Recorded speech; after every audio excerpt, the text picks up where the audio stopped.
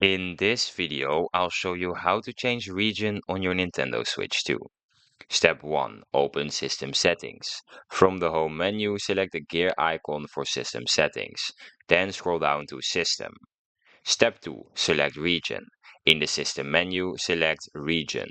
Choose your desired region from the list. Step 2. Review the warning. There will be a warning. Read the warning about eShop balance and content availability.